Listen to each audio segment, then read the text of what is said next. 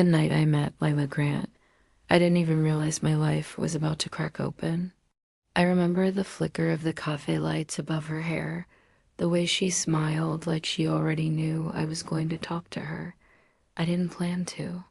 I was there for a client meeting, not an introduction to chaos. But fate has a way of laughing at our plans. My name is Sonn. I was 34, married, and living a quiet, steady life that looked perfect on the outside.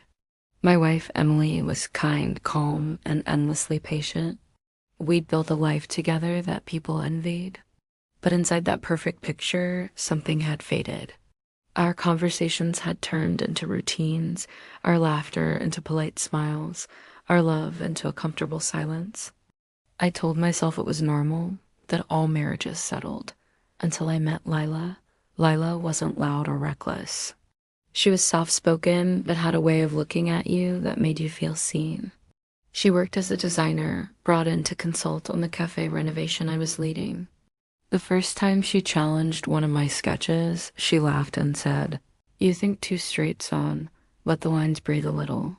I should have laughed it off. But something about the way she said it stayed with me. It wasn't about the drawing, it was about me. Days turned into late-night calls, work sessions that stretched past midnight. Emily thought I was buried in deadlines, and in a way, I was just not the kind she imagined. I told myself I was only drawn to Lila's creativity, her energy, her fearless way of living. But deep down, I knew what was happening. She made me feel something I hadn't felt in years alive, spontaneous, wanted.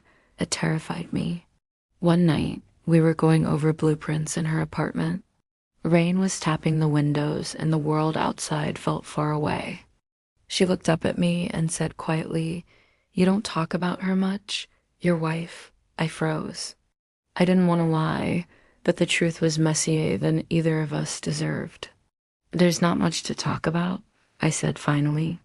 She studied me for a moment, then whispered, "You don't have to explain. Just go with the flow." "I'm enjoying this." That whisper, so gentle, so dangerous, echoed in my head for days. I told myself it didn't mean anything, that we were just two adults caught in a moment.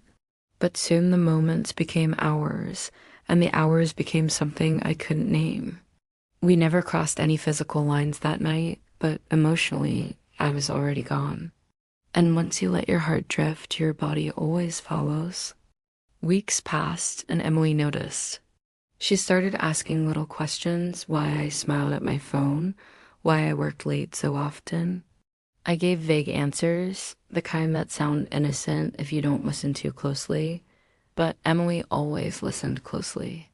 One evening, she left dinner untouched and said, "I don't know what's going on with you, Sonn, but I feel like I'm losing you." I wanted to tell her she wasn't wrong. I wanted to beg her to hold on to me, but the words wouldn't come. Instead, I told her I was just tired. She nodded, but the silence that followed was heavier than any argument. Lila and I finished the cafe project a month later. The grand opening was crowded, filled with laughter, lights, and champagne. She looked radiant, and for a moment, I forgot everything. She leaned in close and said, "We did it." Her hand brushed mine, and the world stopped spinning. But then I saw Emily walk through the door. She'd come to surprise me, proud of the work I'd done. Her eyes landed on us, on me and Lila, standing too close, smiling like we shared a secret. In that instant, everything unraveled. Emily didn't shout. She didn't cry, not there. She just looked at me with that quiet kind of heartbreak, the kind that doesn't explode but lingers forever. Later that night, she asked me the question I'd been dreading. "Do you love her?"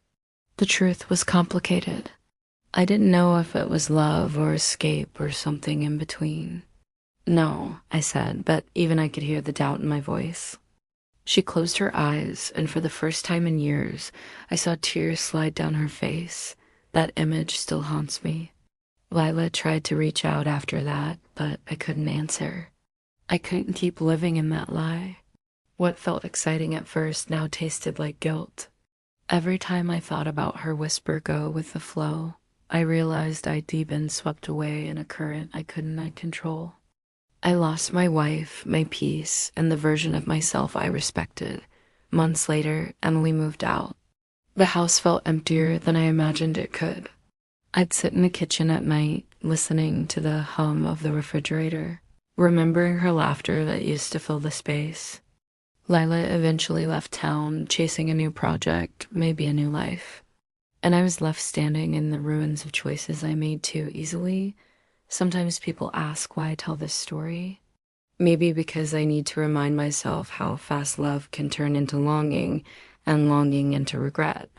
Or maybe because someone out there is standing at the same crossroads I once did, convincing themselves that a spark is worth the fire.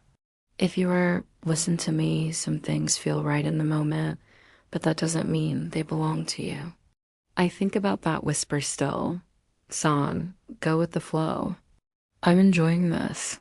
She meant it as a moment of freedom, a surrender to something thrilling. But for me, it became a sentence, a truth that carried its own quiet punishment. Because when you go with the flow long enough, you forget where the shore was. And sometimes you never find your way back.